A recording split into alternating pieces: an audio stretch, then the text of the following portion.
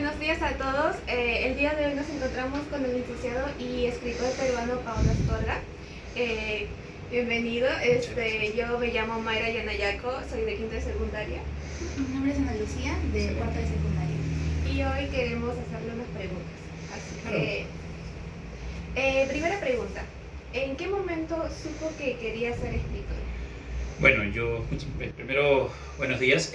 Yo quería ser escritor en realidad porque veía la literatura como una posibilidad de poder expresar aquello que no puedo, ¿no? A mí me enseñaron cuando yo estaba en el colegio y luego lo confirmé en la universidad que la literatura es una forma de venganza, ¿no? Suena un poco feo, pero lo voy a explicar, ¿no? Venganza en el sentido de que los seres humanos pasamos por tantas tragedias, por tantos dramas que requieren expresarse, ¿no? Y es lo que yo busco con mi literatura, ¿no? Que esos dramas, esas tragedias estén canalizadas o simbolizadas en ciertos personajes. Y me di cuenta de que se podía hacer eso, o sea, que yo podía tomar historias que parecen comunes, sencillas y hacer que un personaje las sufra, pero también las viva. Entonces, de alguna manera, por eso me amoldé mucho al formato de cuento. Y bueno, publiqué el libro que está ahí en la mesita, ¿no? Que es Felizmente no he despertado, que es básicamente eso, ¿no? Obviamente no me dedico a hacer una literatura en general, sino que específicamente literatura infantil y juvenil. Por eso mis personajes que sufren sus dramas son siempre jóvenes, ¿no? Es muy interesante eso, ¿no? Como cada personaje refleja los problemas que muchos no podemos expresar. Claro. Y en medio de la escritura, una persona que lee esa obra puede identificarse o sentirse relacionado con el personaje. Lo que pasa es que yo siempre que he leído, siempre he tratado de identificarme con el personaje. Yo cuando empecé leyendo algunos libros, yo siempre agarraba el libro y buscaba la historia o la trama y obviamente buscaba tramas que se relacionen con lo que yo vivía en ese entonces para decir, sí soy, mira, acá estoy, ¿no? Entonces, de alguna manera eso para mí es la literatura, ¿no? Y yo también busco, cada vez que yo construyo una historia, la construyo de tal manera de que pienso en mi lector y digo, mi lector va a reaccionar de esta manera, entonces este personaje es para este lector. Sí, es muy interesante lo que mencionan, ¿no? Y siguiendo con otra pregunta, ¿cuál ha sido su inspiración, por ejemplo, para escribir esta obra? Ya, esa obra nació como una especie de reto personal, porque muchos de los cuentos que están allí, lo que yo quería era mostrar lo complejo que es el ser humano frente a ciertas situaciones, nuevamente que parecen muy sencillas, incluso que las subestiman, ¿no? Cuando se habla de la adolescencia o de la juventud, se subestima mucho los sentimientos, ¿no? Por ejemplo, en el primer cuento, una persona que da consejos de amor y luego se enamora y bueno, un adulto lo ve como, bueno, chiquilladas, ¿no? Cosas de ilusión, pero si lo has leído hay un toque trágico muy profundo, ¿no? Que muchas veces están en lo limitada que es la libertad de un joven, ¿no? Los jóvenes están entre ser niños y ser adultos y en el medio sufren ese drama de querer expresar lo que sienten o pasar las cosas por primera vez me enamoro, por primera vez pasa esto, por primera vez. Y entonces quise hacer un libro así. Todos los cuentos tienen ese matiz, el matiz de que los personajes se enfrentan ante un dolor. El primero es el dolor de amar, no ser correspondido y peor aún la tragedia de este personaje que se entera que su chica amada está embarazada de un chico que como que no la ama, ¿no? En el segundo es la historia de un joven o de una familia que se despide de su madre medio fantástico porque la mamá sale de la tumba, todo, ¿no? Y así son varias historias, incluso hay uno creo de un científico que viaja al pasado para reencontrarse con una chica solo para darle un beso, ¿no? Ya, entonces así va, esas son las historias, o sea, pequeños dramas que conectan con mi público, mis lectores que son jóvenes. Claro. Y esa es la inspiración, o sea, la inspiración nació de eso, yo quería escribir un libro así. Incluso ahora con el tiempo, porque esta es la segunda edición del libro, veo que el libro tiene más cosas de las que yo esperaba, ¿no? Hay lectores que me han preguntado sobre cosas que yo no pensé que iban a ser interpretadas de esa manera, pero el lector como que le aporta un poquito más al libro, ¿no? Claro, ¿no? Es muy bueno porque usted ha tomado, como dice, las necesidades de los jóvenes de cierto modo y los ha plasmado en este gran libro, ¿no? Así es. Sí, bueno, en realidad algunos de los cuentos han nacido, bueno, yo soy profesor y algunos de los cuentos han nacido de ciertas cosas que yo he visto en mis estudiantes, ¿no?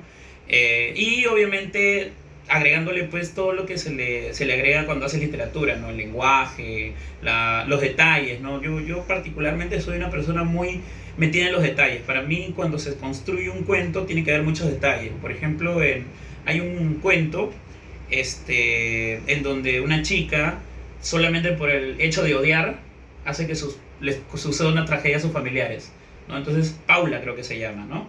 Entonces, ese cuento nace de un estudiante que yo tenía que siempre que llegaba al colegio decía, ¿cómo odio a mis papás? ¿Por qué me han hecho esto? Los odio, los odio. Entonces, ya, listo. Acá hay un cuento, tratamiento literario, y sale la historia, ¿no? O sea, siempre pescando un poco las historias de mis estudiantes. Es bien eso de poder plasmar historias de la vida real en algo escrito que pueden leer todo el mundo, ¿no? Y usted siempre plasma estos problemas de adolescentes, estas situaciones que ocurren mayormente en personas adolescentes en este libro. Entonces, la siguiente pregunta que yo quisiera preguntarle es, ¿qué mensaje o qué enseñanza o qué tema principal quiere que sus lectores de sus obras se lleven al terminar cada cuento, cada libro? Cuando mis lectores leen el libro, yo los quiero confundir, ¿no? O sea, me gusta cuando están confundidos, ¿no? Me dicen, yo no entendí esta parte, o me pareció muy... hay una reacción emocional, ¿no? Mensaje, mire, la verdad, yo con mis libros no busco, claro, el único mensaje que busco es entender lo difícil que puede ser joven, ¿no? Ser un adolescente, ser un joven, incluso ser un adulto, porque hay cuentos también en donde se habla de eso, ¿no? Y yo busco que mis historias sean pues parte del aprendizaje sentimental de todos, ¿no? O sea, no todo es color de rosa en la vida, ¿no? Más bien la literatura que habla de temas que muchas veces no queremos tocar es la mejor literatura. Y con respecto al libro, más que un mensaje, lo que yo quiero es que los estudiantes o las personas que lo lean, o los lectores o cualquiera que lo lea, se cuestione sobre eso, incluso que no le guste, o sea, que sienta rechazo incluso, o sea, me parece mal, ¿no? ¿Cómo es posible que qué tonto es este personaje? O sea, hay una reacción emocional más allá de un mensaje, ¿no? Claro, es muy interesante ello que usted menciona de que está abierto a la crítica, pero esa crítica que es constructiva, ¿no? Claro. Y basándonos en ello, si usted tuviera que volver a describir alguna obra, algún cuento, ¿cuál cree que sería ello? Esa pregunta que me haces es como hacerle la pregunta a un padre y decir qué cosa cambiarías de tu hijo, ¿no? Es bien complicado, no puedes, ¿no? O sea, va a decir no, o sea, tal cual, no cambiaría nada, ¿no? No, creo que no cambiaría nada. No, una vez que sale un libro, los libros quedan tal cual, son criaturas que ya no te pertenecen, ¿no? Le pertenecen a cualquiera, a otra persona, a la que lo va a leer. Lo que sí me gustaría es escribir otros cuentos, eso sí, o sea, ahorita estoy preparando un nuevo libro, no juvenil, sino esta vez todo el infantil, pero estoy trabajando los cuentos para niños. Usualmente suelen ser muy tiernos, muy infantiles, incluso a veces tratan a los niños como tontos, o sea, es bien feo. No sé si ustedes alguna vez han leído un cuentito que decían, oye, pero esto, o sea, ustedes tienen hermanos, no sé si tienen hermanos, pero a veces leen un libro para niños y dicen, oye, pero mi hermano es más inteligente que esto, o sea, no tiene nada que ver, esto es que está que lo ponen bobo, ¿no? Y no es así. Ya, estoy trabajando eso. Todavía no tiene un título, pero los cuentos hablan de niños que sufren ciertos problemas muy concretos en la etapa escolar, por ejemplo, pero muy profundos. Por ejemplo, hay uno que le puse de título Invisible, que es un niño que ingresa por primera vez a un colegio, pero él no es de este país, y el país en donde está en guerra, y él pertenece a un país con un arraigo cultural diferente, su color de piel es diferente, entonces lo ven diferente, niño nuevo, y nadie lo toma para nada. O sea, eso sí, no le dicen nada, o sea, no lo bulean, pero el rechazo, la indiferencia es peor. Entonces, ni siquiera la maestra, ¿no? Que lo intenta integrar, hasta que una niña se acerca a este niño y le comenta que ella también fue alumna de primer día, y le cuenta más libre que su papá trabaja en un circo, y eso como que empieza a unirlo. Él cuenta la historia de por qué sale de ese país, de cómo la tienda de su abuelo es bombardeada, o sea, todo es así bien fuerte, y cuenta esa historia. O sea, trato de hacer un cuento en donde aparece un niño, pero un niño más real, pues no, el niño real es un niño que juega Minecraft, es un niño que juega Roblox, es un niño que no copia la pizarra, o sea, un niño un poquito más real que el niño que es el héroe de todas las aventuras, ¿no? Que ya es algo que se ha hecho mucho, ¿no? Quiero darle por ahí el tono, ¿no? Ese es el primer cuento. Ay, lo que menciona de poder, de su obra que está en proceso Sí, ahora, sí. sí es muy interesante de cómo ya está trabajando Sí. en eso. Y sobre el proceso de escritura, quisiera consultarle si ahora que está trabajando una nueva obra, Sí.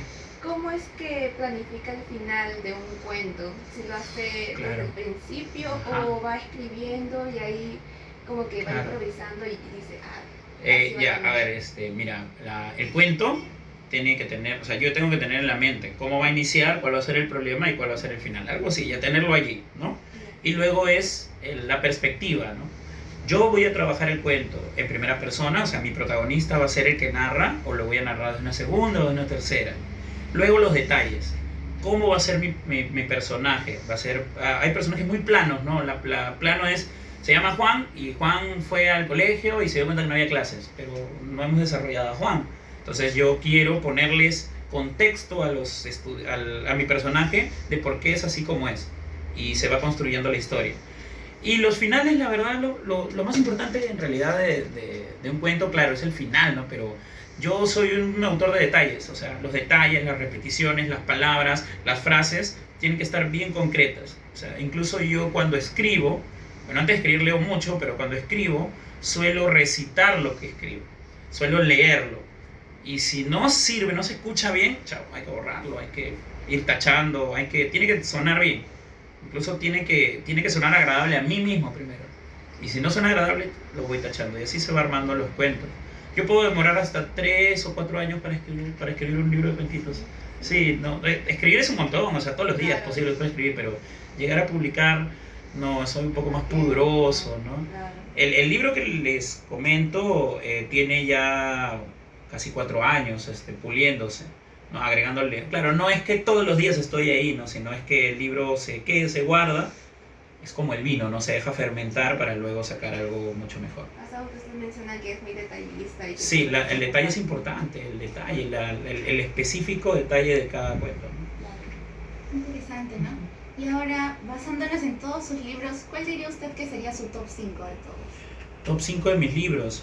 Yo le tengo un especial aprecio a estaría pues en un top 3, ¿no? Estaría el primer libro, el que más me gusta es Solo por ser raro, no sé si lo habrán leído, es un libro muy bonito que nació en un tiempo en donde yo dejo de trabajar, no es que pierda el trabajo, yo dejo de trabajar y lo peor es que al mes vuelvo a conseguir trabajo y en un taller de escritura y yo hago escribir a todos los estudiantes que tenía en mi taller, pero había uno que no hacía nada.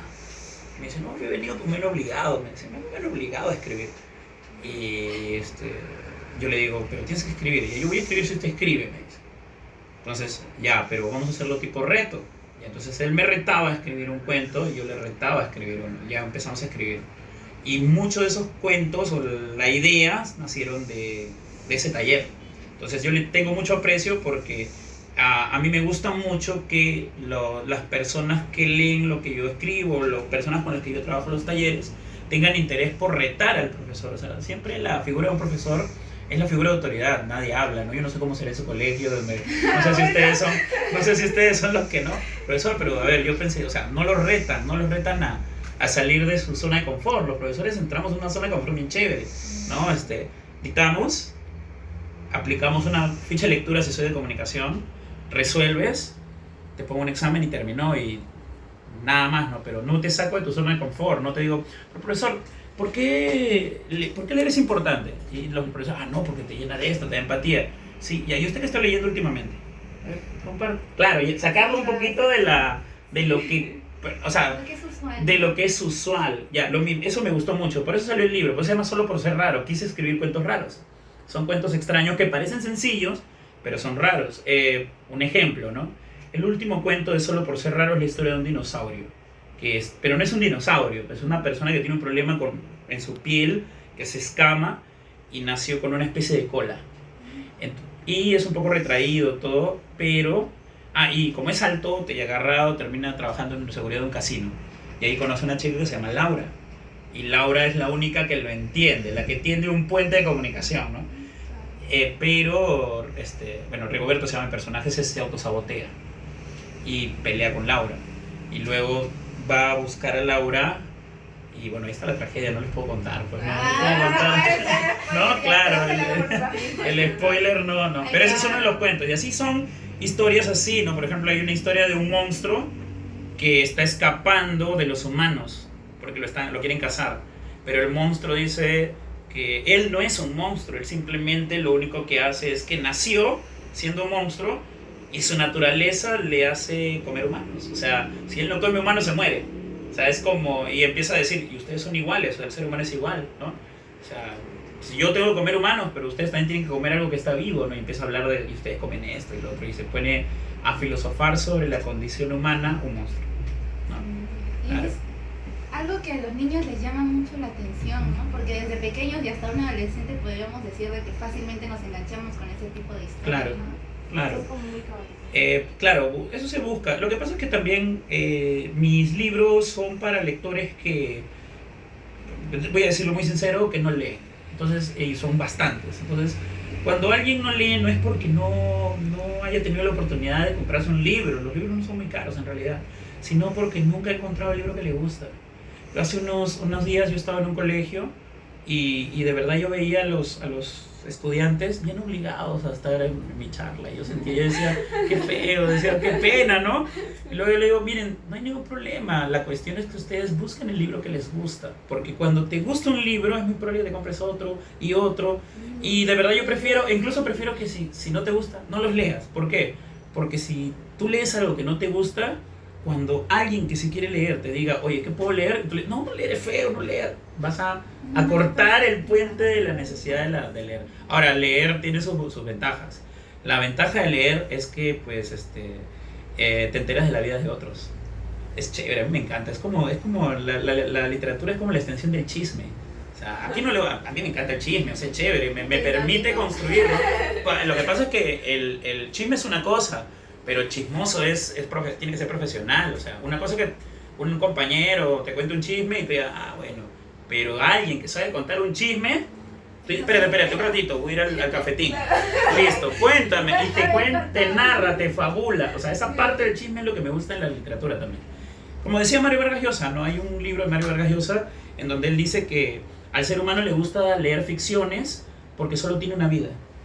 Vida nada más. Entonces, qué aburrida es vivir tu vida. Mira la vida que estamos viviendo ahorita, ¿no? Frente a una mesa, en un lugar X, ¿no? Y imagínate que esta sea la única forma en la que podamos vivir. Sería muy deprimente. Entonces, Mario Vargas Llosa dice, para eso están las ficciones, para poder ver lo que le pasaría a otro, pasándole lo que le pasa, ¿no? A mí me gustó leer hay un libro en donde un asesino, unos ladrones de bancos, roban un banco.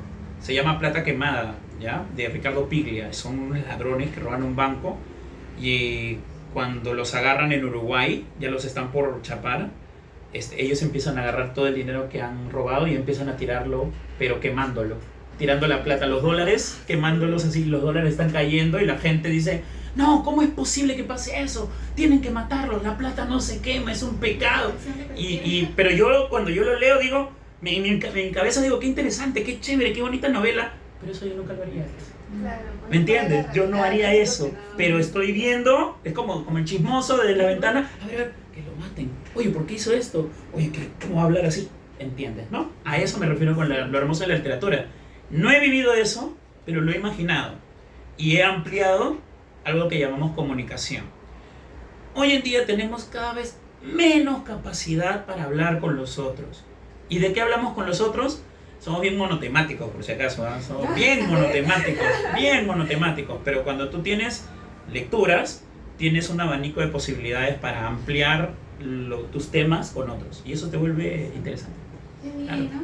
Y ahora, para poder terminar esta entrevista, si usted se encontrara en una isla desierta, ¿cuál sería, si tuviera la oportunidad de... Con esa tarea, para escaparme. Claro, pero si fuera la única persona en el mundo, y solo tuviera la oportunidad de escoger un libro, de salvar un libro, ¿cuál sería ese libro? Ya. Mira, voy a hablar de algo muy particular, ¿no? Yo no empecé escribiendo cuentos, yo empecé escribiendo poesía. Y el primer libro que me compré, porque me obligaron a comprarlo, fue un libro de poesía. La profesora que me enseñó nos obligó, no, van a traer poesía y tienen que luego leerlo y exponerlo. Entonces yo me fui a un lugar donde vendían libros de segunda y me conseguí Poeta en Nueva York de Federico García Lorca. Ese libro, que no entendí nada del libro, pues lo puedes googlear y bajártelo, no se entiende nada, fue lo que me dijo, oye, ¿por qué escriben así, no? O sea, están locos, ¿por qué están tan locos? Quiero saber, entonces me movió a escribir. Ese sería el libro. Por una cuestión no afectiva, ¿no? Más que nada. Claro, Ajá. Claro. Muchísimas gracias. No, gracias a Fue ustedes. muy bonita Son lo máximo, son lo máximo. Gracias. Gracias.